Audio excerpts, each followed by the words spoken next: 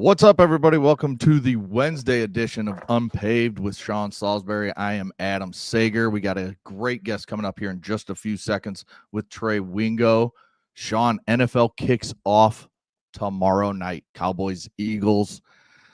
How excited are you for the NFL season to get going? Segs, I'm pumped, and our next guest, who knows a lot about the Dallas Cowboys, and will have a hardcore opinion on the man who's general manager, owner, coach, Gatorade handout guy, and trade people at the wrong time, Jerry Jones. We'll get to Trey in just a second. I'm looking forward to talking to my former teammate and one of the best I've ever worked with, and we'll get to him. I'm excited about the game, Segs. There's a couple things, and we'll get into it after we get Trey on and come back out of it. We got a lot to cover today. Is one, the Dallas Cowboys defense. You weakened a team. So does the trade help them early? Not at all, because you weakened your defense now 3 years from now. But if the Packers are picking below 25, below the 20s, we've discussed, then what happens? Is the trade worth it for the Packers? And in truth, the Packers want this to pay off. And how healthy is Micah Parsons? We're going to find out with the needle and stuff how much he plays. On Philadelphia side, I'm talking about with Micah Parsons, the Packers this Sunday, Segs.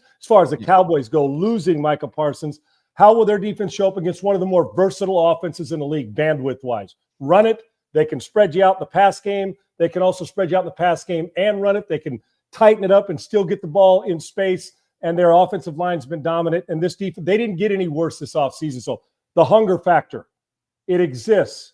Can they stay hungry after closing out that deal? So let's bring in our guy, Trey Wingo, right now. Segs, thank you. We'll be back here in about 15 minutes, 20 minutes. But I got my guy, Trey, in, longtime partner on ESPN, as good an NFL Live host there ever was, longtime radio host, and, well, I was going to say 30 years, Trey, but I don't know, 2 decades, 3. Well, it doesn't really matter. Who's counting, right? At this point, I'm glad we can still count, Sean. Yes, who gives a fuzzy? I can count strokes too. But it's great to have you on. And at the end, Trey, I want you, with all the projects you have, if it's not this show, a betting show, it's another. You're ubiquitous. Good word, Trey. Speaking tremendous SAT poll right there, Shawnee. That's hey, fight on, baby. USC education, brother. That's right. So, by the way, you could be the stand-in for Owen Wilson on the new stick on Stick. You could, if nobody's told you that. I was thinking about it, watching it. We'll get to that, because you could actually be the guy standing, because you got the taller than him, but similarities. But your nose is a lot better too. That isn't Owen Wilson like. Not broken enough. There you go. And Trey, the new project you're about to start, and I love that the name of the show. And we'll get to that, because I think you and I are on the same page when it comes to, well, how the media is at times these days and how they get their point across. Yeah. But before we do that, let's start with these Eagles and Cowboys on Thursday. Trey, I know your affinity for the Cowboys over the years as a Baylor guy, and just all the years we worked together on NFL Live and Sports Centers and the rest. Cowboys got weaker. Do you think they needed to clear house because of the headache? Is the headache bigger than the talent? What do we see from the Cowboys in 2025? I don't know, Sean. That's a great question. There's no clear direction. There's no clear path. They absolutely got weaker. And, when I talk about Jerry Jones, I think you need to put it in 2 separate categories. As an owner, he's marvelous. Like, the league is better because Jerry Jones is an owner. They made more money because Jerry Jones is an owner. Remember, the league had an endorsement deal, just national endorsement deals that they split up 32 ways, or how many teams there were back in the early 90s, maybe just 28. And Jerry said, well, that's cool, but I'm going to do my own deals for my stadium as well. And the NFL said, sued him, said, you can't do that. He countersued. And they eventually, with the help of Bob Kraft, the owner of the Patriots, they realized, wait a minute, he's going to make us a lot more money, all of us, if we allow to do this. So he made every owner richer. He made the NFL more popular. He made the Cowboys stink, and they get higher ratings than any other team. So as an owner and a businessman, he's fantastic. The one thing Jerry wants to be is a player personnel guy, and he is awful at it. He is the worst general manager in the league, and I have no problem saying this based on information. It's not an opinion. They haven't won a divisional game, Sean, divisional playoff game, since 1995, or the 1995 season, January 96. That's 30 years. So what other general manager would go 3 decades without a significant playoff win and still have a job? The answer is no one. The only way you keep that job as a general manager if you know the owner, and the general manager knows the owner because Jerry is the owner as well as the general manager. The Cowboys, and Jerry needs, I don't think he ever will, they'll never be taken seriously as a team that can be built the right way as long as Jerry has a say in the matter. You know, Trey, I talked to Ed Werder last week, and he was talking when Jerry went into the Hall of Fame, and it validates what you're saying, that Jerry went in as an owner, but in truth, he'd traded if he could go in as a personnel guy. Like a Bill Polian. And the ego, while not only an owner, but the greatest marketer maybe in the world too, right, Trey? I mean, he's in the conversation. But on the flip side of it is his ego, the same thing that makes him great in one side of that business is going to same thing that's going to keep him from another championship ring, correct? Absolutely. Look, Jerry was asked this a couple of years ago by one of the stations that I think, does the Cowboy games in Dallas. And he said, well, if I brought in somebody to be the general manager and they came to me with a trade or a person they want to draft, he said, well, who do you think's going to be the one that decides that? And I'm like, yeah, that's the problem. You've just stated the problem. You need to divorce yourself from that process. And I want to be clear, the Cowboys have had some really good drafts. They're really good at drafting offensive linemen. Obviously, CeeDee Lamb was a hit. Micah was a hit. But team construction is the problem. And they've had some major whiffs, too, in the recent years. They took Taco Charlton at 2017 in the 28th spot in the 2017 draft. TJ Watt was still on the board, and the Steelers took him two players later. When Jerry says, well, we got to improve our run defense. Yeah, because you blew it on Mozzie Smith, the defensive tackle out of Michigan. He can't play. He was going to get cut from what I've heard from insiders, but the Cowboys didn't want that headline around, especially if they were going to trade Micah Parsons. And this idea that Micah is somehow a problem against the run is preposterous. Now, I'm not a huge DVOA, all this kind of stuff guy, but EPA in the NFL is expected points allowed, okay? The Cowboys over the last 4 years, when they had Micah Parsons on the field, were the best EPA defense in football. When he was off the field, and we're talking about a summary, so it's not a small sample size of over 1,000 plays, they were the second worst. So if you want to talk about fixing the defense against the run, trading Micah ain't the answer. I'm tired of I don't know if we can swear here, but you can say whatever you want. Tired of the bullshit? I'm tired of the bullshit, okay? Don't sit there and tell me you made the team better. You get 2 draft picks to try and find a guy like Micah Parsons. And when you have him, you keep him. The Cowboys made the fatal mistake, Sean, of waiting for somebody else to set the market. A year ago, if they had gone ahead of the game and found a way to sign Micah, as an edge rusher, he would have made $32, $33 million a year. But now when you let Myles Garrett and TJ Watt set the market, now guess what happens? You then have to match their number. So the Cowboys' fatal mistake in the whole Micah Parsons thing was not getting ahead of the game. But it goes beyond that. Why couldn't they get ahead of the game? Well, it goes back to when they decided to pay Ezekiel Elliott $52 million, a running back, when he was already beginning to split time with Tony Pollard at the time. And Pollard was better at the time, Trey. He was, more explosive at the time. Yes, so now they pay the running back before they pay the quarterback, which means they've got to get rid of Amari Cooper, who just re-signed with the Raiders. But if you go back and look at Amari Cooper's time with the Cowboys, he and Dak were in sync. Those two connected. I think their completion rate on third down was the best in the NFL over the time frame they were together, but they couldn't keep Amari, so they had to let him go, okay? So then you pay Dak, and I'm happy for any athlete to get all the money they can. Dak Prescott should never be the highest paid quarterback in football. Let's just be honest about it. Yet he got that title. Okay, so now you got to chase CeeDee Lamb's money, right? So now you have CeeDee Lamb and you have Dak with huge dollars. Well, we can't afford to pay Micah. You created this problem for yourself. And the interesting thing about it, it would have been in the best interest of the Cowboys to tag Micah this year and then sign him next year. Now, why do I say that? Because this is the first year of these new big contracts for Dak and CD. You offset some of that cap money with a signing bonus or however you want to do it. So their cap number is actually low. The balloon comes up in the second year. So it actually makes a lot of sense to sign Micah next year when you have these other big cap hits. So the balloon payment is not in 2026, but it's in 2027. They didn't even get that far. They didn't even get to that point. They have mismanaged the cap and this team to such a point that they're always chasing their own tail. And that's something that good teams and good front office people and player personnel people never put themselves in. Yeah, like a gambler. Don't chase the money, right? Good Trey? money after bad. Exactly right. That's exactly right. Trey Wingo, award-winning sportscaster. You've seen him, a longtime teammate of mine at ESPN, and as good as there is and as passionate as there is in the business. Trey, with the Cowboys coaching situation, now this is not disrespect. I love Dave Campo and I love Wade Phillips and Jason. I do. When I say I love them, much respect. We know how hard the job is. And hell, your and I's affinity for Marty Schottenheimer goes far and beyond coaching, right? God rest his soul. And the family, great football family. But when you hire coaches, Jerry, like the personnel, is never going to let anybody have Trump him in the building, correct? Is that why we don't get, not they're good, that they don't get the marquee name that they go after? And not only with that, Trey, when you think about it, I can never have the face of my franchise, and you tell me if I'm wrong, a successful franchise over the course of time. I can never let the face of the franchise be the owner.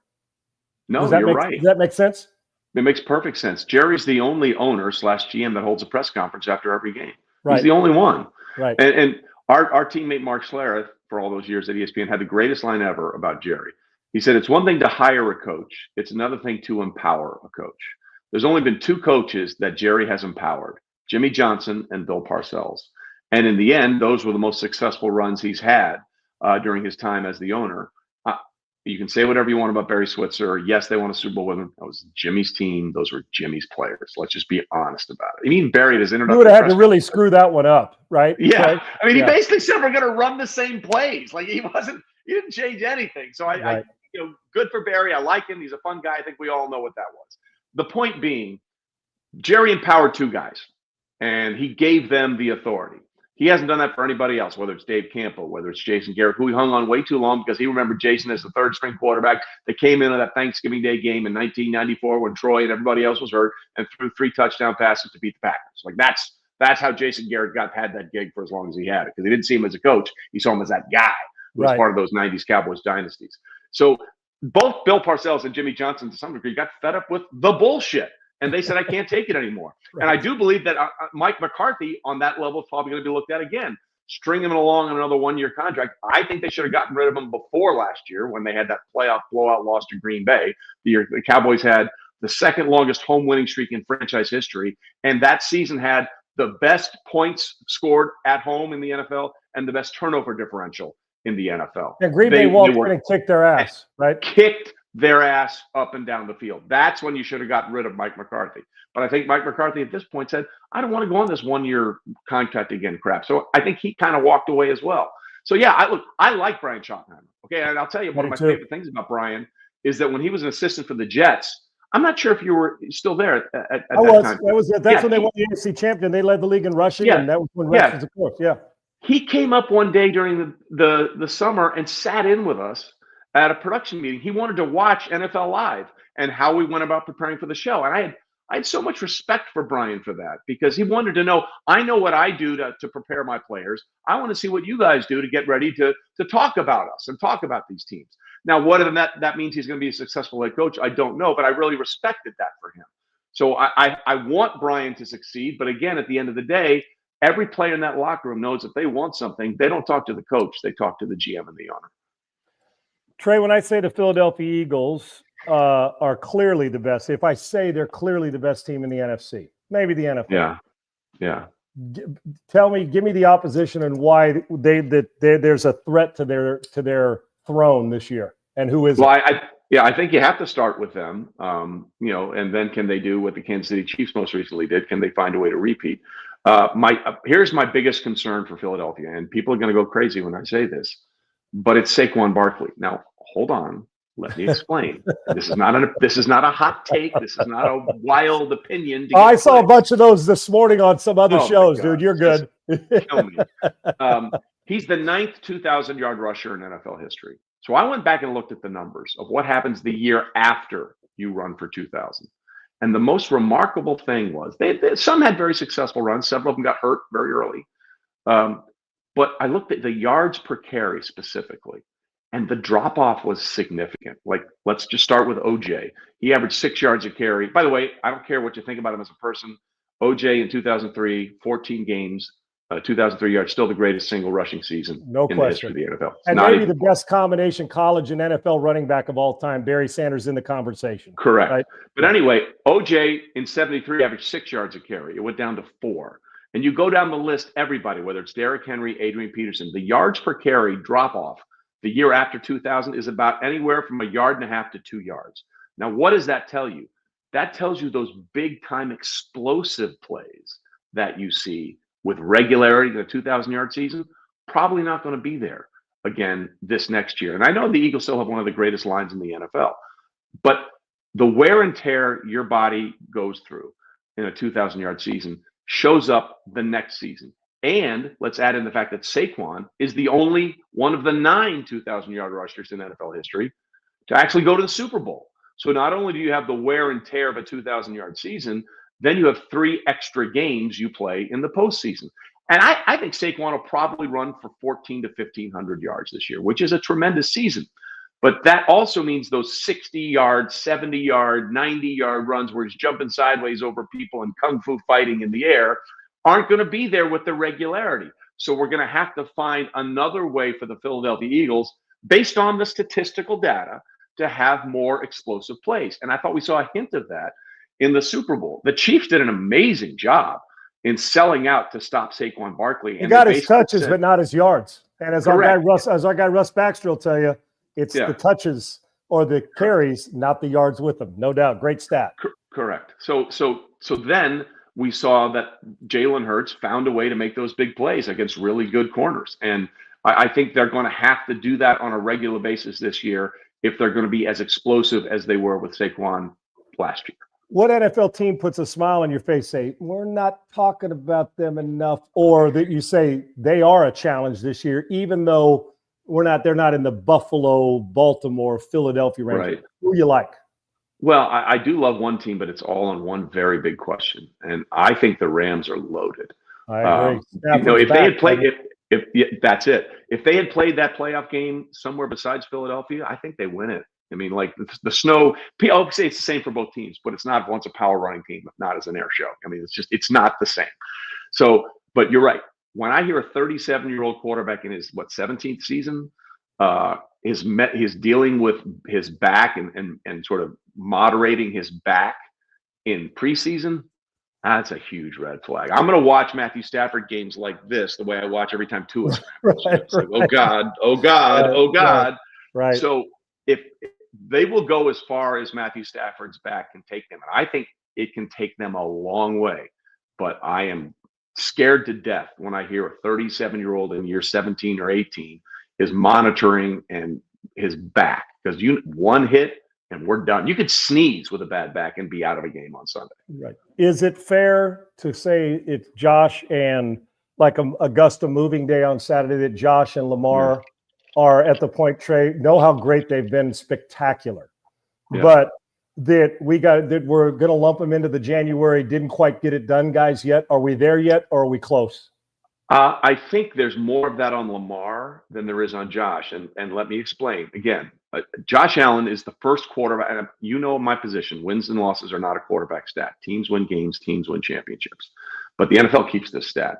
Josh Allen is the only quarterback in the history of the NFL to start his career losing 4 times to the same quarterback or the same team in Kansas City. No one has ever done that. So it's a huge mental hurdle. However, when you look at those games, Tyler Bass missed the field goal that would have sent the game to overtime a couple of years ago. Josh Allen was perfect against the Chiefs in the 2021 divisional playoff game, and then they decided, for one reason I will never understand, to kick the ball out of the back of the end zone, thus giving the Chiefs those 2 timeouts and 13 seconds to play with, which was the stupidest decision of all time.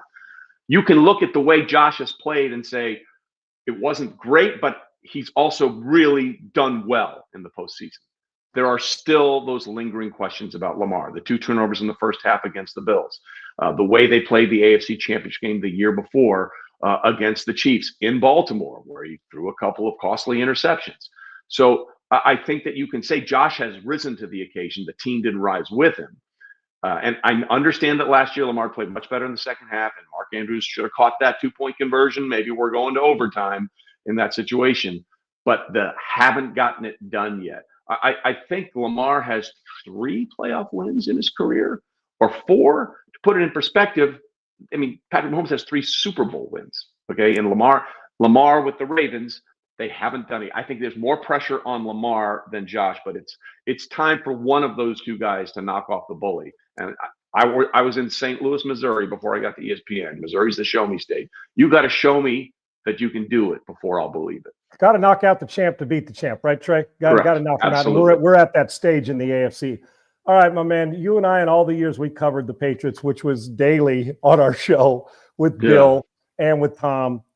Now let's switch to college. The optics of walking on the sideline, the girl talk, I mean, all the stuff that I would have never, Trey, you could have said, Sean, I'll bet you $1 million that this happens. I'd have taken the other side. There is no way any outside distractions affecting his football team.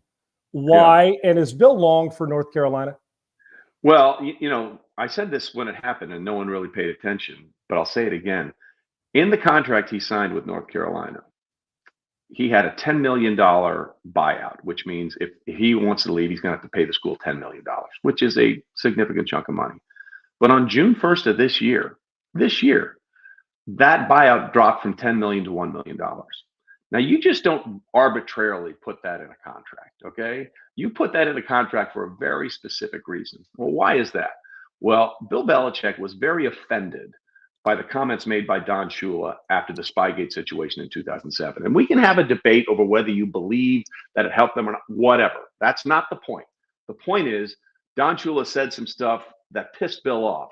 And he then told people, I'm going to break that record. That's what I want more than anything. So when you ask how long he's going to be at North Carolina, I don't know the answer to that, but I do know that he put that clause in that contract. You don't just arbitrarily say, hey, I got a crazy idea for a contract. Just for fun. Let's just put this in here. No, they wanted that in there in case there's an out for a job that Bill likes that comes up. Now, I'm not saying he's going to get one, especially after what we saw against TCU, go Frogs. But I do think that was in there for a reason. Bill eventually would love to get back in the NFL and take down Shula's record. Whether or not he gets there, I don't know. But that clause is there for that reason and that reason alone. Whose itch to get back in is more right now? Do you think Saban has any itch to get back and coach college? And does Bill, you mentioned his itch, whose itch with those friends is greater? All things being equal, they said, you come back to your favorite job, you can go get your favorite NFL job. Who'd jump first? I think Saban jumps first. I mean, at the end of the day, all these guys, and we talked about it even with Herm when he was with us on NFL Live, when he went back to Arizona State, and he said, Trey, I eventually I wanted to feel the grass under my feet. Eric Mangini, who has done a lot of work with Fox and worked with us, he did a coach's clinic once, and he had the clicker in his hand, and he said, Trey, I felt like it was the missing finger from my hand when I had it in there. If you're a coach, you're hardwired to it. It's not a fun job. It's a job that will probably kill you in the long run. So you're hardwired, and Nick Saban is still hardwired. I think he absolutely, even though he says what he says about I can't deal with the NIL and all that kind of stuff anymore. Coach is coach. I think he absolutely will jump back into college. Now the Bill thing is interesting, right? Because I think if we're honest with ourselves, we need to look at Bill in a very different light. Honestly, when he was doing all the things with New England, he's the greatest coach of all time, and he's one of the top coaches of all time, right? But let's just look at the numbers. The numbers are what they are. 47 points was the most points he ever allowed in an NFL game. His first college game, he gave up 48. They'll get better. They'll figure it out. But Bill's record with Tom Brady as his quarterback, the greatest player in the history of the game, either him or Jerry Rice, I don't care what you say, is 249 wins, 75 losses. That's a winning percentage of 77%, 76.9. It's unheard of. Without Tom Brady in New England and Cleveland, 83 and 104, a winning percentage of 45%. That's a 32% drop in your win rate because you had the greatest player of all time. Now look. So you tell me that position matters, Trey? Little bit. And then when you look at that run he had in the AFC, none of the other teams were ever any good, right? Dolphins, Jets, Bills, they were all terrible during that run. Now take a guy like Andy Reid. Andy Reid is the winningest coach both in Philadelphia and Kansas City. No one's ever done that. He has over 100 wins with the Philadelphia Eagles, 100 wins with the Kansas City Chiefs. No one's ever had more than 100 wins with two different franchises. He's been to 6 Super Bowls. I get it. He's lost 3. He took guys like Donovan McNabb, Michael Vick, Kevin Cobb out of Houston, Alex Smith, and now, of course, the great Patrick Mahomes. He's won consistently with all of those guys. I would argue quite significantly that is a much harder thing to do than have the guy for 20-plus seasons and just run with it. Hell, Tom Landry took 2 different starting quarterbacks to the Super Bowl. Don Shula drugged David Woodley to a Super Bowl as a starting quarterback. And then, of course, Joe Gibbs, the greatest stat line of all time, 3 Super Bowls, 3 wins with 3 different starting quarterbacks. I would say to you, those things are way harder to do than just ride the back of the guy who is the GOAT of all time. Bill had a huge part in that. I want to be clear, but let's look at it through the proper context when we talk about it. Bill was the New England coach at the right time, brother. You get my point. That's exactly right. Was. All right, to Arch Manning. Hell, I'm not telling you anything about a family that we don't love and admire, and then everybody from top to bottom. And hell, I'll take Coop for an interview for 4 hours too, because he's as funny as it gets. Absolutely. We are unfair. Everybody's got to be Mahomes or play That's like ridiculous. that the second they walk off a campus or jump into the NFL. Trey, if I said here's $10,000 by the end of his college career, we'll be talking elite or we'll be talking overrated. Where are you rolling with this after week 1 when I listen to people already calling him a bust? It's absurd. Okay. Yeah. I would lean towards, great. Right. But nobody knows anything at this point. Let's just be honest about it. Okay. By the way, that's the toughest place you can start. Defending champions at home at the Horseshoe in Columbus, Ohio State. That's a tough task. And he didn't play well. Let's be honest. Didn't play great. There were some mechanics that were off. But guess what? When you feel pressure, everybody's mechanics are off. Go back and look at the 2015 AFC Championship game between the Broncos and the Patriots. They made Tom Brady look like Bernie Kosar in that game. He was all over the place. His mechanics were terrible. So I'm not defending Arch, but I'm also not going to throw him in the trash. And I hate this idea, what you just said. It's like we lost our minds in the preseason and the draft about Shadur Sanders. And then when it was finally revealed, what everyone knew anyway, he was never going to be the starter. They were telling you that from day one. And he was always going to make the team. That's why they traded Kenny Pickett. So just everybody calm down. Everybody calm down about Arch. Paul Feinbaum said on multiple occasions before, he's going to be the greatest college quarterback since Tim Tebow. Based on what? Based on what? Your thoughts? Your feelings? There was nothing in the tape last season from Arch Manning that could lead you to logically come to that conclusion. So you say things either just to get a reaction or say things you don't really believe in just to get a reaction. And that's crap. Now, he could end up being really good, but there was nothing that you saw before that game at Ohio State that would lead you to make that conclusion logically. And you know what, Trey? Had we come out of that game and his last name was Jones or whatever, I don't care what it is. Yeah. You know what we just said? Tough environment, made some really good plays, made some rough ones, got some improvement to make. But man, let's see how this thing works out. We wouldn't be saying anything. We wouldn't be burying him. If he would have played great, we wouldn't be putting him in the Hall of Fame, which leads me to the media these days, Trey. Things have changed. Okay. And from the times that we were sitting there to now, I'm not saying they can decide what they like better in the world. Correct. What bothers you the most about what we're seeing on our sports television these days? Well, what we just talked about. Like, I don't think people that are saying things that they actually believe in, okay? Or if they're saying it, they're doing it just to get a reaction, which is why what we're doing is called the Straight Facts Homie podcast, okay? Available on YouTube, Apple, Spotify, Amazon, wherever you get your stuff. We've gained over 500 subscribers over the last 48 hours. We're over 26,000 on YouTube. The whole point of this is if you want to be yelled at and you want to listen to people screaming, go for it. There's a million places you can find it. What we're going to do is look at things through the context of information, statistical data, and historical precedents, which is what we talked about with Bill Belichick or Saquon Barkley or Arch Manning. Something really nobody's doing unless you find a certain site on Twitter that you got to read on, right? You're going to talk about it. Yeah. Call me crazy. I want to be informed as a sports fan. I don't want people yelling at me, you know? I love Stephen A. and he's made a fortune doing this. And he works his ass off, no doubt about that. He's a tireless worker. I've said this before. I would like to care about one thing in my life as much as Stephen A. tries to pretend he cares about everything. Okay? Like he tried to convince me when I was still working, we had him on the radio show at the time, that he believed that when the Chiefs went to that first Super Bowl and won 31-20, Super Bowl 54 over the 49ers, that they could have gotten there with Alex Smith. And I was like, they had Alex Smith. They drafted him because he couldn't do that. Come on, man. I don't believe you really believe what you're saying right now. And you know who else would tell you that? Alex Smith. He's like, I couldn't do those things, because he was saying, oh, Mecole Hardman, Tyreek Hill, Sammy Watkins, Byron Pringle, all that. Like, no, man, the difference was 15. Number 15. The difference. And you know who else thought that? Andy Reid, who, by the way, had all these other quarterbacks. So just don't tell me things that I think you don't believe. I love Colin Cowherd. Love him to death. He's a friend of mine. Maybe not anymore, because I'm calling him out on some crap. Like he said in May after rookie minicamp, I've seen enough. I'm calling the state of Ohio for Shedeur Sanders. From rookie minicamp against guys that will be working in another job in about 3 months, you don't believe that. I know you don't believe that. You're just saying that. Too smart to believe it, right, Trey? Yes. They're too You're smart. Smarter right? than that. Yeah, yes. Right. So I want no part of that anymore. I saw a tweet the other day where someone says, hey, the Panthers have a chance to make a real statement in week 1. Literally every team in every game has a chance to make a statement in week 1. It's week 1.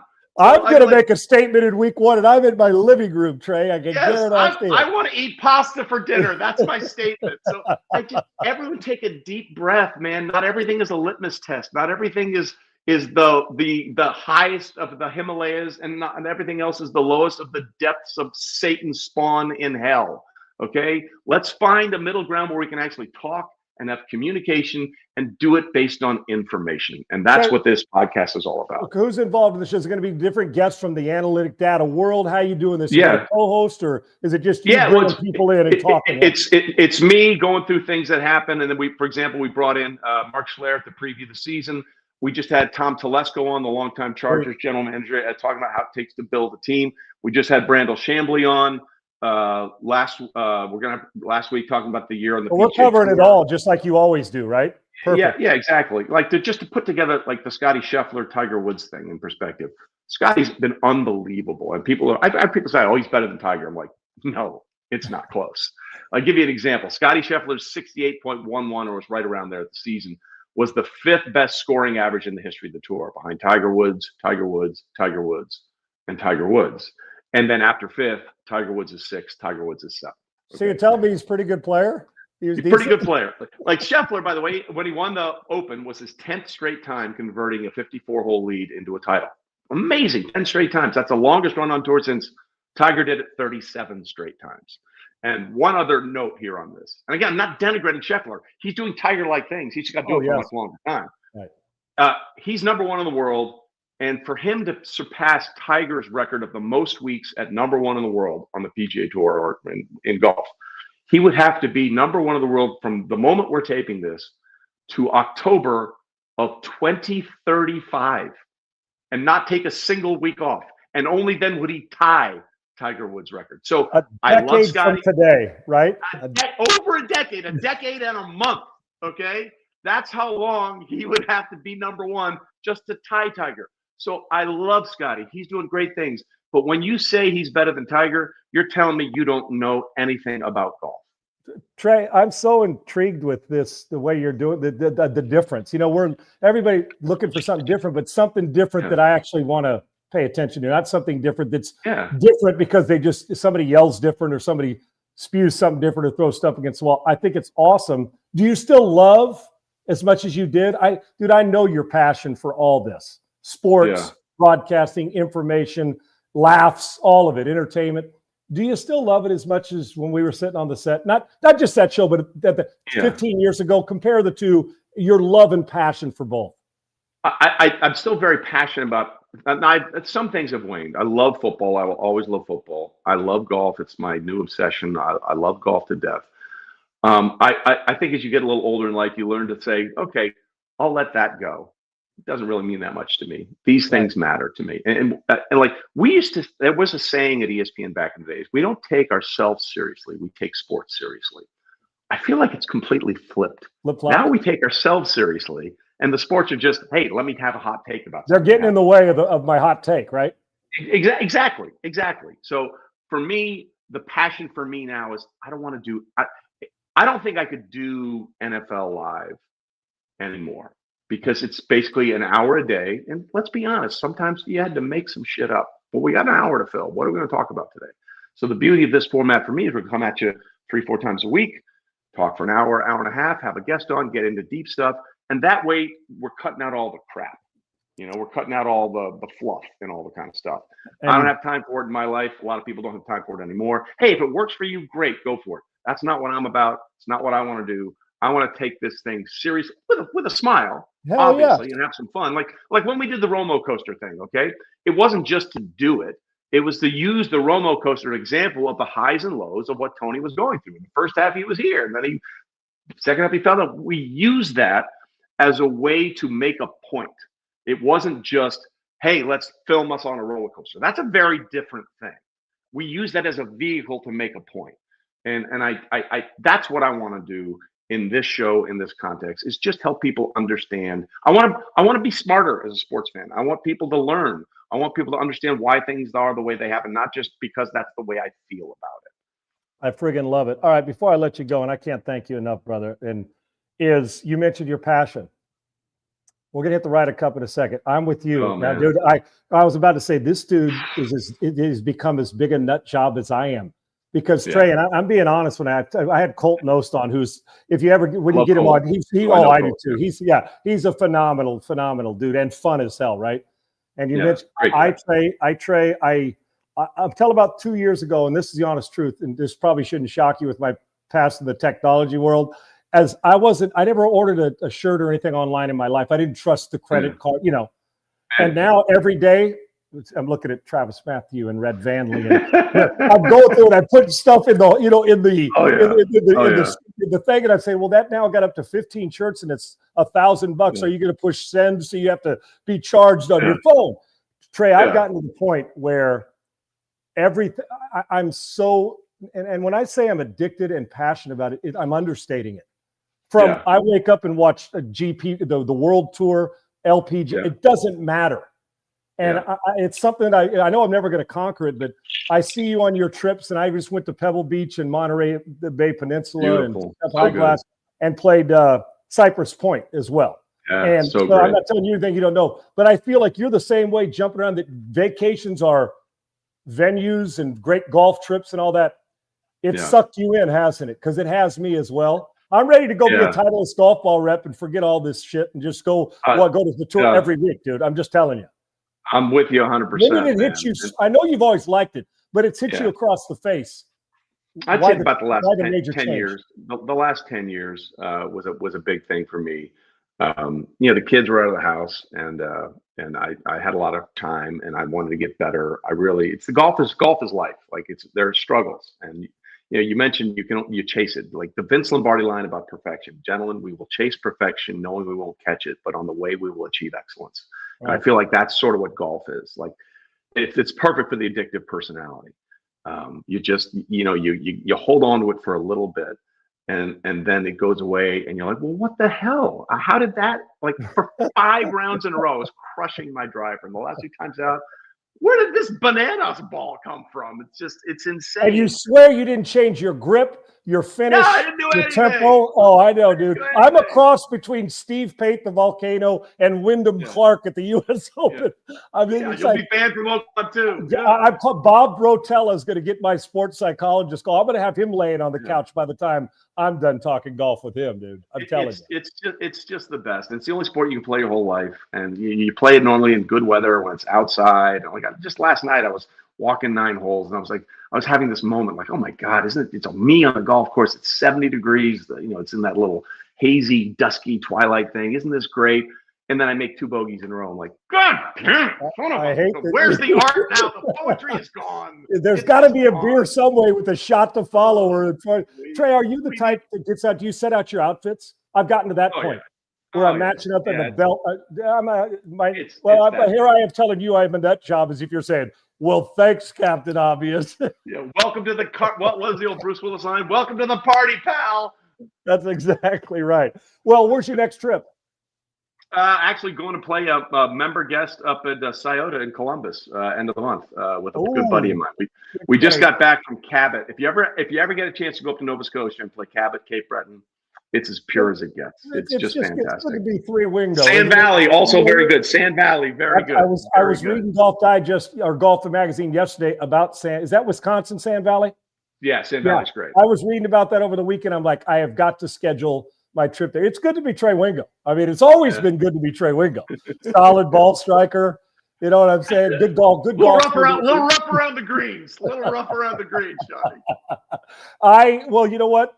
I'm starting my tournament again. Obviously, you'll be there, but we need to take a trip, brother. Get some of the group together. I know about 3 or 4 of us that would love to hang around. You know who the group. And just go play the band back together. Let's do it. Great. And we'll even do a fake set on the thing and see if we still got what we used to have. And we'll actually tell you something you want to hear. We'll give you some information along the way. There you go. Tell them about the podcast one more time. It's going to be awesome. And you gave us a taste of that with that information we got today, brother. Yeah, Straight Facts Homie, YouTube page, Trey Wingo, just put in my name, Amazon, Apple, Spotify. Also part of the podcast, we're also doing a thing called In Play with Trey, a golf series. I filmed 2 courses in LA, Rustic Canyon and Black Gold. We're going to start filming a lot more courses, take people along for the ride, see the good, the bad, and the ugly of playing around the golf. So that's another part of it. It'll all be on my YouTube page, and the subscribers can get it all, and also just the podcast with all the information. Straight Facts Homie. And homage to Randy Moss when he was asked about how you're going to pay that fine. You're going to write him a check. He goes, hell no, straight cash, homie. So we're just going to give you the straight facts, homie. That's what I friggin' love it. And dude, you and I've been brave the wavelength coming, because I've said that all these things you're saying about golf and applying it and make it fun and bringing people in. Same page, brother, but it doesn't shock me. We were on the same page for a long time. I love you, man. You enhance. Love you too, Shawnee. It's always great to see you. My best to your family, and hit them straight, brother, and let me know when we can get together and do it. And I'll be watching, and great shit as always. Thanks, brother. Call me anytime. I will. That's Trey Wingo, one of my favorites, and you can tell my favorite thing is when a guy doesn't shy, and he knows me, doesn't shy away from an opinion, but it's a respectful one that's firm and fair and not personal. Seems pretty logical. Segs, pop on back in here. I think Trey is outstanding, and Segs, he brought up those numbers, man. Thanks for your patience. He's a great listen, as you know. We've talked about him when you and I have worked together for years, and one of the great traffic cops when we were doing our show, because you know what's great is all those taglines he had, like throwing to break over statistics. Now you're going to get to hear him with a guy who also has great knowledge of sports and a bandwidth to bring people in. He mentioned something about Philadelphia that was interesting. The Barkley thing. Yeah. The numbers are real. The question is, will it affect Saquon Barkley again? Your thoughts on that? I mean, Saquon's just one of those dudes who kind of a misty guy too, right? Doesn't take the hit all the time because he's so shifty. Right. He doesn't take big hits mostly. You know, he's able to dodge those linebackers coming in for those big hits, even on short runs. You know, he's able to get down and that kind of stuff. I don't know if it will affect him. Yeah, I don't think he's going to rush for 2,000 yards again, but 1,500, I think is that's an MVP type season still. Right. Especially, and I say that because of that offensive line. That offensive line is so good. I mean, it's the best offensive line in football by a lot. Right. Not just, it's not someone's right there with him. Everybody aspires to be them right now. Yes. Offensive line, no doubt. And that's going to help Jalen Hurts. And as Jalen Hurts continues to get better, that only helps Saquon Barkley. And they are nasty. More. Yeah, they're nasty up front. And what happens, the play action game, not just the RPO game, the zone read game, the play action game becomes real. And we've seen the receivers there with Brown and Devontae Smith. We saw exactly what Spagnuolo, who is as good a defensive coordinator, big game defensive coordinator as there is in the world, Steve Spagnuolo, in last year's Super Bowl. And Vic Fangio ain't far behind, because we saw the game plan he dialed up against the Chiefs. Well, here's what happens when you have guys even like that. You got to sell out to do something. You can't let Saquon Barkley be the reason. If you're the defense, you going into that game, you cannot say, hey, we came out of this game. Guess what? Saquon Barkley kicked our ass. He ran for 175, caught 10 balls for 85 more yards, scored 2 touchdowns. He was the MVP. Oh, well, there's a shock. Spagnuolo went in saying, that guy's not beating us. It's kind of the Bill Belichick thing where their best player's not going to beat me if we're doing what we're supposed to do. Somebody else will have to. Well, Jalen Hurts in the clutch both Devontae and A.J. Brown scored in the game, if I'm not mistaken, Segs, on big plays. And those are the things that they may have to come out firing that early, even though the Cowboys' front seven's not near what you're going to face with Chris Jones in the Super Bowl. But that ability now, just by people who are going to watch the tape of moving forward, say, if we sell out to Saquon, we are going to be in trouble on the perimeter. And aside from that, say with the protection they'll have, then the opposite becomes true. And Trey made such a great point about the touches and the wear and tear. You may get more production from Saquon. When I don't mean 2,000 yards, but equal type of production on catches and runs where he's in the 1,500-yard range and 70 catches or whatever it is, because there'll be more space to work in because he can touch it less and still have more production because of the focus on keeping people away and playing too deep, not to give up the big play, which gives you a fair and friendly box to a run game where we like to run it versus two high safeties. Yeah, and I think he can be utilized even greater in the passing game this year, where then you're not taking those hits, going 3 yards and everybody's falling on you. Right. And, you don't have big defensive tackles, big defensive ends hitting you every play. I mean, because he's one of the best receiving running backs in the league. I mean, so you can utilize him in different ways. Such a home run hitter, Segs, right? Yes. Last year it worked on the ground, and they stuck to it, and they rode him all the way to the Super Bowl. And impressive. It's just they're a wagon. They are clearly the best team walking into the league right now. And yes, there's some nipping at their heels, but just both sides of the ball, they can be dominant, and we could see another really, really good season from the Eagles. No doubt. Kim Hall, Lucy, we see that great stuff, and you're so right. And also to wherever Phil of Birds, wherever you are, and Dr. J, you guys better be busy. I don't see you up here making comments. I'm coming to get you guys. Excuse me. What were you going to ask, Segs? And I know you had a couple other topics on your mind. Yeah. The one thing that I took from Trey that kind of, I don't want to say shocked me, but intrigued me the most that he said was he sees Saban coming back more so than Belichick going back to the NFL. I mean, even with $1 million buyout instead of the $10 million buyout, it was a great point. Man. But I mean, Nick Saban, I don't know. Like, why would you leave Alabama unless he just saw Alabama slowly kind of trickling downward, and he said, "Let me get out now with the NIL stuff. Let me get out." It drove him trying crazy. To figure some things out. Let me see which schools are willing to put money forward to help a roster, because I saw I can't remember which a former white Alabama quarterback. You can name 15 of them. There's a whole bunch of them, dude. Yeah. This one doesn't play. I think it was Greg McElroy, now that I think about it. He was a good broadcaster, too. Yes. He said that he has talked to multiple people inside Alabama that say they don't even have $20 million to spend on their roster, whereas other teams have 40 to 50 to $60 million in their war chest to spend. And Segs, in all the years, Saban's a great coach. That's such a captain obvious statement. But he'll even tell you that where his expertise has always been is his ability to recruit great players and keep them on campus. Yes. And so even as a great coach, which we know, and hiring great assistants that get shit done, Saban's baby was not only the defensive backs, but is recruiting. Yes. And he lost that advantage when you could outpay him. Texas Tech can outpay Alabama by $1 billion because of that West Texas oil and gas money. The key here is that what happens, in my opinion, Nick, who's so dominant, he always get good players, but then the coaching and the recruiting edge. He'd get two more than you and has great coaches. So he'd always have the advantage. Now, even when you get him, number one, you got to recruit them while they're there, as opposed to just recruiting them to get them there. Now to keep them there. And then all of a sudden it gets even because, Kirby's giving more money. Texas Tech's giving more money. I don't care if you're a legacy player that your dad played there. Oh, they're giving him $1 million more. Oh, go to UT or go to Southern Cal. So that brought this to here. And it's like, well, how do I continue to do this without getting out of hand, knowing that while we may have money, Alabama's not doing what others are doing. So it forces the hand. And I think about Nick, and I think Trey's 100% right. We know the coaching bug doesn't leave.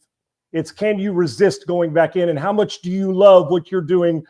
Bill in college, Nick on the set, who does a phenomenal job on on College Game Day, teaching us and getting up on the board and telling us, and I love it.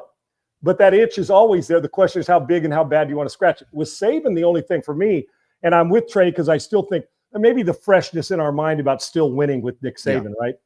And we get to hear him on TV every week, so we still crave him, where Bill was on with the Mannings, but kind of a little more distant with it, right? I think that if DeBoer got fired, would Nick go back, or would he feel like that's that I had to? Would it get this? It's almost not that he's begging, because you don't have to beg Nick Saban. I mean, Nick doesn't have to beg for anything, but almost like, all right, let me go back. I'm bored. Go back. You know what? Because I don't think he wants that perception. The other side is, I have a hard time thinking that Nick Saban would go coach anywhere else. But I can tell you 2 spots that I believe he would entertain in my mind. Okay, because I have 2 as well. The University of Texas, but he's got his guy there in Sark. Okay. And I know the Longhorns. And there's probably more. But I damn well tell you, and maybe somewhere in Florida, which we can get to, but I think he'd entertain my Trojans. I do. Okay. I think he'd entertain the Trojans. Now, Lincoln's there. We'll see if 73 points carries over into the Big Ten schedule. Right. But I think that, well, first of all, we have enough money to make it worth his while. But that private big money, they got plenty of. The question is, they want to spend it. They're starting to spend it. Secondly is, he's got L.A. and he can still do all this stuff, even though it doesn't have the small Tuscaloosa field that I know he and Miss Terry love, right? But there's also egos involved with all this. And Nick would have recruiting base, put a fence around L.A. He would have a tremendous amount of money to work with. Yes. And it wouldn't take long to win. And the truth is, while John McKay, John Robinson, you've been plenty of guys removed from those legends, even though Nick is the biggest legend coming in.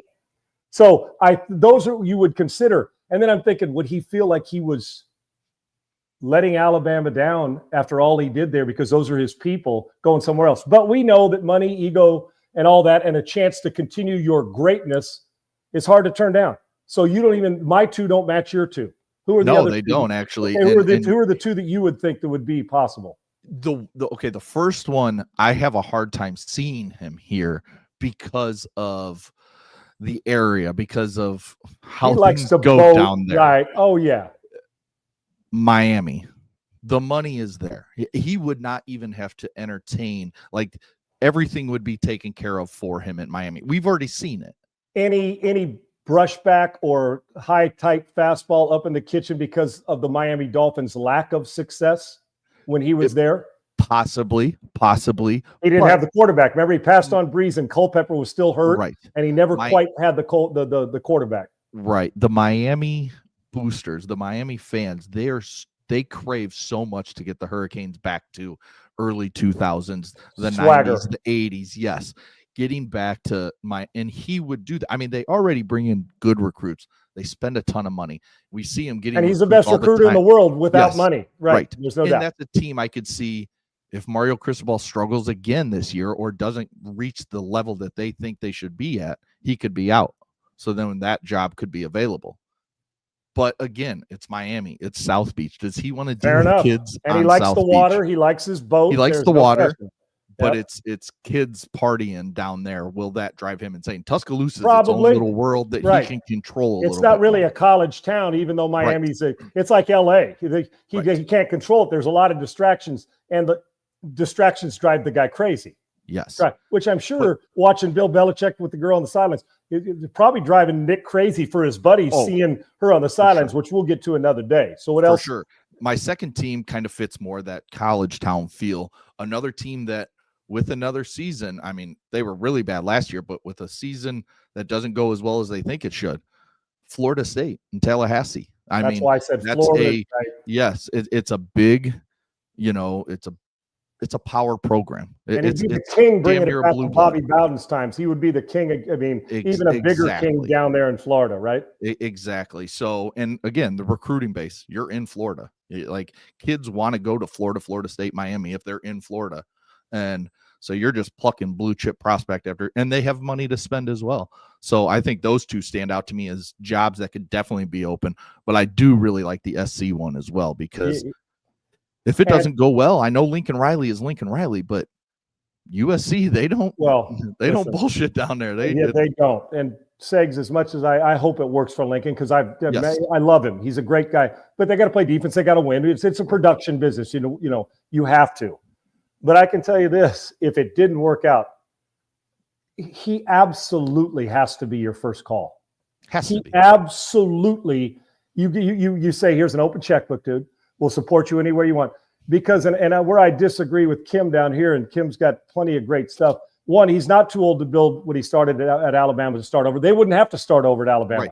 All they do is have a few retooling and to get that the respect when he walks in the door already has people. It's not like he'd be going to, no disrespect to Mississippi State, but he didn't have to go there and fix that. Secondly, and as far as starting over, if he had to go to a program that was the ninth best team, of course he would. He's going to go to if he ever leaves, which I think we crave, he's going to go to a blue blood program where where they've given him all the support and he can kind of build a little wall around him, not having to see the NIL stuff, even though he's dealing right in it. And he'd have to change his mindset about it. And also, Kim, Miami doesn't have the skill players they used to.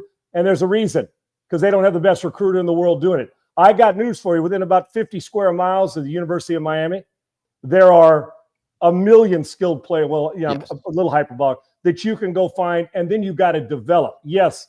Are Ray Lewis's and Michael Irvin's walking around falling, where they just fall out of a truck and land in your lap? No, but there's guys that are talented like that every year. The key is finding them and developing. So I don't think that Nick Saban, he wouldn't go somewhere. He ain't going to University of Arizona. Even though Arizona's a decent program and gotten better, he ain't going there. But if he did come back, it's going to be a blue blood program that opens up a pocketbook, that lets him do whatever he wants when it comes to NIL, even though he drives him crazy, just like fast-paced, high-powered offenses drove him crazy. He wanted to play slow, win 17-14, and let his defense do their job, and slow it down, throw it 18 times, and beat your ass running the football. Well, he had to switch. He hired Lane Kiffin and Sarkisian, two wide open. If you can't beat him, you join him. And what did he do? Still play great defense, learn something new, hire people that do something that drives. He hired people that drove him crazy on their offenses, right? Not the guy, but, I'm going to hire somebody. The best thing to do is hire somebody that beats you at your own game, right? That beats you playing fast pace. So what Nick do? Goes and gets those guys. And now look, dude, if I'd have told you 30 years ago, University of Texas, University of Oklahoma, and Alabama would be throwing it as much as most teams in the country, you'd have looked at me and said I was out of my friggin' mind. And LSU. Yeah. Now look at these four. They want to play defense, but the good ones know how to adjust and adapt. And there's been nobody in the history of college football better than Nick Saban. Segs, you mentioned to me about, and I'll get your take. I was on my Framber Valdez. Just a quick spot of baseball here today, which both you and I love. Matter of fact, I think most of our conversations of life have probably stemmed around more baseball than anything. Is he throws a pitch when Salazar wants him to back off as the catcher. He doesn't back off. And Framber's had the history. I'm not going to bore people. Go back and look.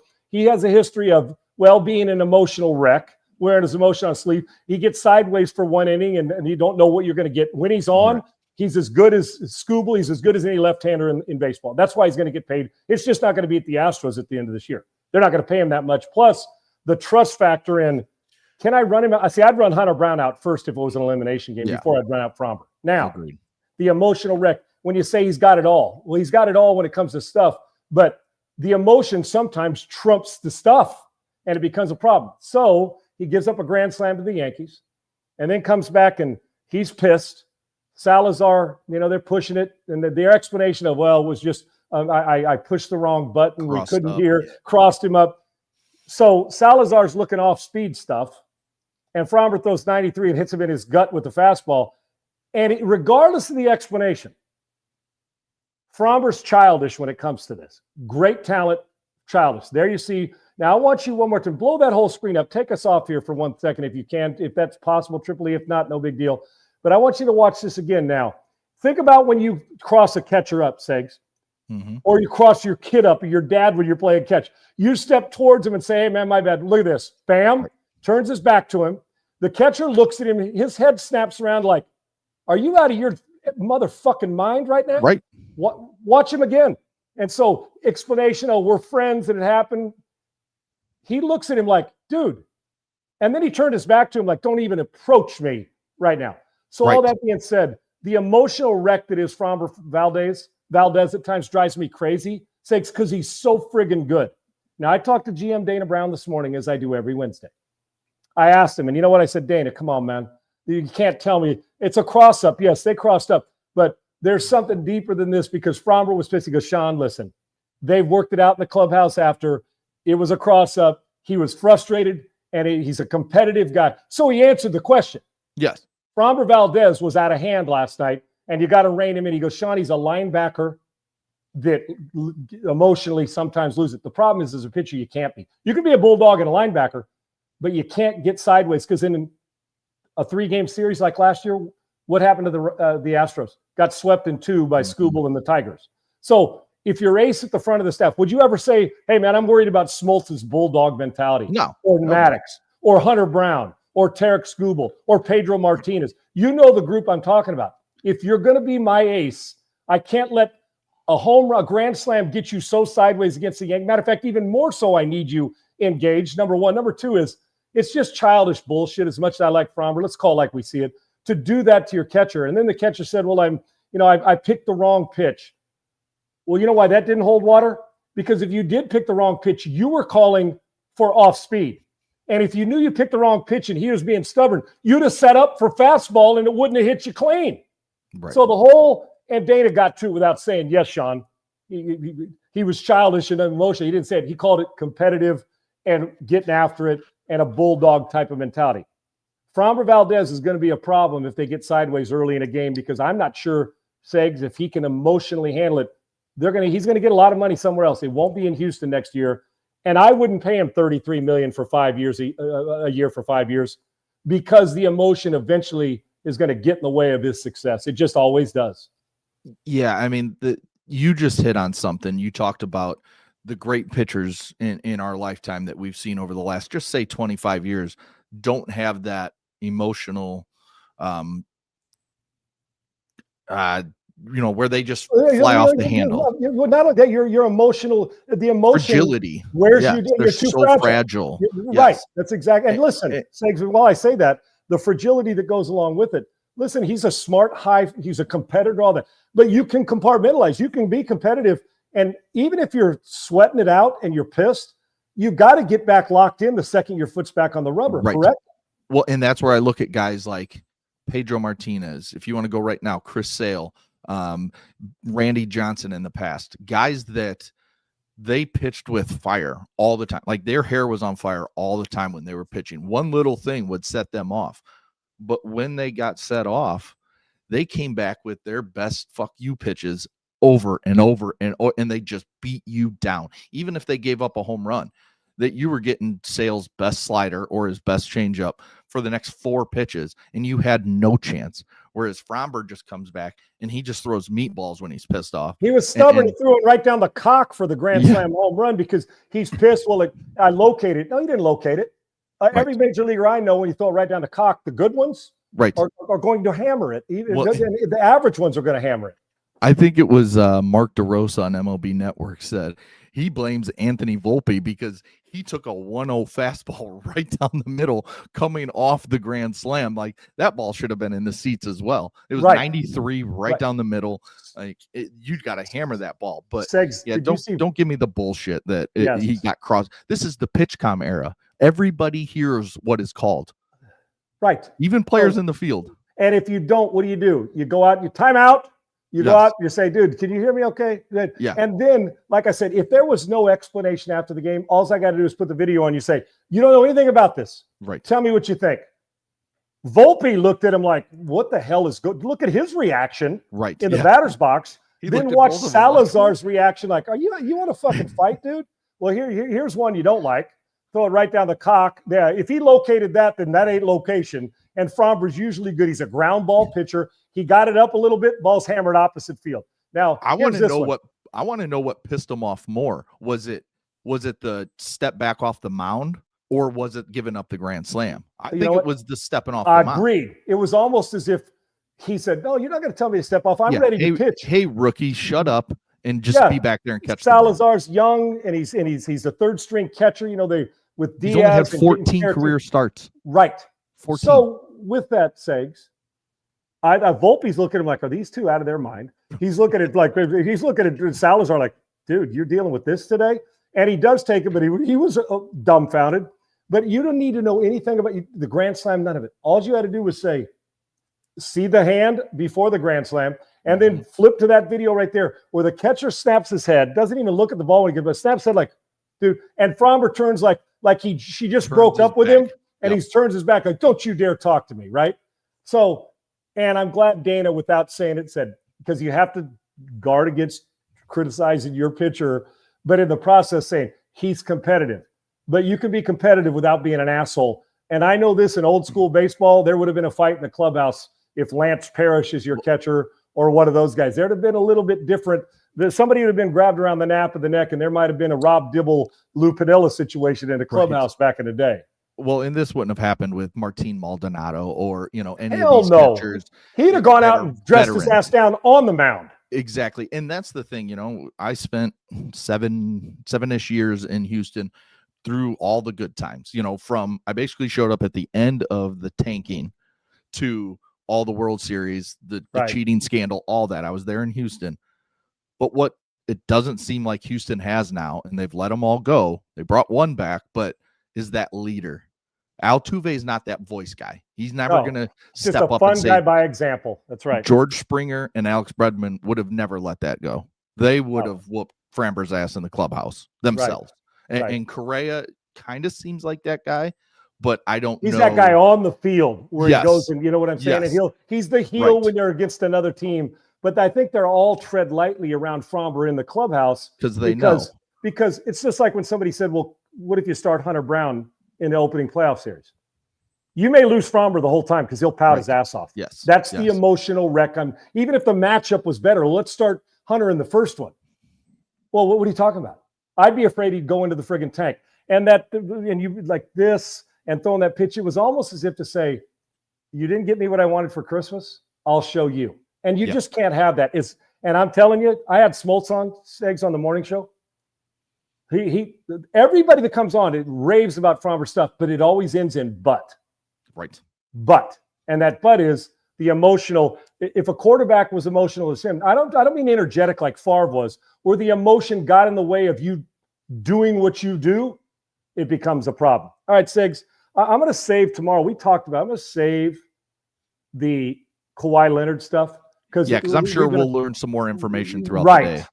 Pablo Torre, who's a deep dive guy and been in journalism for about this $28 million that he and Steve Ballmer, the owner of the Clippers, and he also is the one who funded the tree cutting down company or tree planting company. One of the two. Right. We're going to discuss that tomorrow because this belongs at the top and with much more conversation. And I don't want to take people to 1:30. Although we would if necessary, but that's the great thing about 5 days a week. We're going to hit that hard tomorrow, as well as a deep dive preview on the Cowboys, Segs, and the Eagles, and kind of leading into the college football weekend, which you're going to get all the time, and with strong opinion, and with the information that hopefully we're providing you that you say, okay, that's what I want to be around every day. But it deserves the Kawhi Leonard part. I know it's football, but when this comes up, it's a massive story. It's a huge story. Because this could go on all over sports. This isn't just a basketball thing. This could go anywhere. Well, who owns most of the billionaires with a B, not an M? Right. Billionaires own pro sports franchises. And what would stop anybody from saying, I'm going to buy this company, $50 million's a drop in the bucket in order to pay a couple extra guys through this? There's no different than, opening up your LLC in Bermuda or whatever it is. You know what I'm saying? Yeah. Oh, yeah, I got an overseas account. What's the difference? Other than location. So we're going to talk about how, the cover of this and how deep down dirty is it? Or is it? Is it all fair in love and war? So we'll discuss that. And Kawhi Leonard, plus it's more than 28 million, Segs, because he plays like once every 4 days with load management. So he's like even more per game. Yeah, I can't wait to hear that. So we will dive into that tomorrow among phenomenal, good, deep football talk and stuff that actually matters towards this weekend's games. And we'll hit more on it. And I thought I saw a clip today where a broadcaster, and I'll leave his name out, has already declared that Arch Manning is a bust. He's on TV all the time, is a bust, and he's not a generational talent. Now, I got news for you. If you can figure that out in one start against a good team, then you need to get into a different line of work because you are really good at evaluating talent, especially when you didn't play that position, evaluating that talent. If you can evaluate it that quickly among that family faster than they can, then I would suggest you do something that can make you billions of dollars as opposed to the millions you may be making on television. Man, what would he have said about Peyton Manning's rookie year? Well, you mean when he led the league in interceptions and threw 28 of them and everybody, he's a bust? He would have cut him and we would have never after the first half. Yes. After the first half. Yeah. Well, Bryce Young was done too, right? It seems like he's turned it. He's okay. Elway, dude. Aikman and Elway, they're done, dude. Yeah. I tell you what, I wish I had those evaluation skills that in one game against the third-ranked team in the country, who's now number one, that I could actually say, you know what? Never be a generational talent and isn't any good. He's done. Overrated. Yep. I confess, we might as well start the backup in UT. Clown but show. There's out there that was my favorite part of Trey Wingo was him just torching the dumbass media that we see daily on Twitter. You see all the clips because I damn sure don't watch their shows, but I just see the stupid clips of when somebody shares call them out by name. Yes. I just love that Trey Wingo did that, and he didn't care. He said, me and Coward may not be friends anymore," and that's social great media. Because that's what we need more of is the guys like you and Trey that have been in the media for 25 years to just keep calling them out, just keep calling these clowns out. Social media allows me to see the clips because I don't watch. Matter of fact, I'm too busy watching Golf Channel, so I don't watch any of that. Yes. But I do, guys. We do that. My job is to prepare and stay up. So I'll see a clip and I'm like, "What?" And it's he said what? It's baffling to me. And you know what he said that's just so true is about the flip flop 180 degrees of what you say and what you believe, and now it's flip flopped 100%. That the sport was you don't take yourself too seriously, but you take the sport seriously, right? Yeah. Or the job. Now it's flipped where you're taking the sport. The sport you're not taking serious, but you're taking yourself really serious, which makes for uncomfortable TV because in truth, it's an entertainment business that hopefully has got facts that support it. And the last thing I want to hear is, so if somebody has a bad game this week in the NFL and they're young, they're done. It don't matter. Finish, right? Done. Okay. But we're going to have a show on that. Done. Got them. What about a broadcaster? What about a broadcaster that has a bad show, Segs? Mispronounces somebody's name. You know what? It's just it's we're allowed to do that. Happens in the world. We don't need to make fun of them or anything. We just but we just leave that for the pro athletes. Yeah, just quarterbacks really. Yeah. Well, we'll do it again tomorrow, Segs. Take it away, brother. It was great stuff today. We'll be back at 1:00 Eastern. Have a way with it, my man. Yeah, I mean, it was a great show.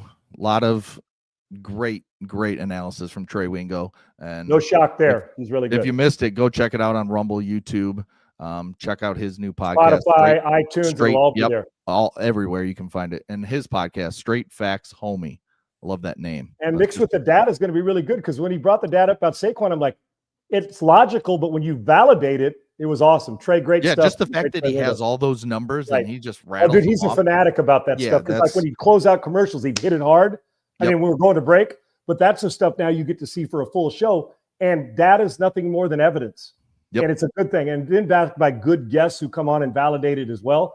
And then it gives you something to look at. Man, are they going to fall off like that? And I am now keeping an eye on Saquon Barkley's touches and what they do offensively to alleviate some of it. But can he come back and give you the same type season?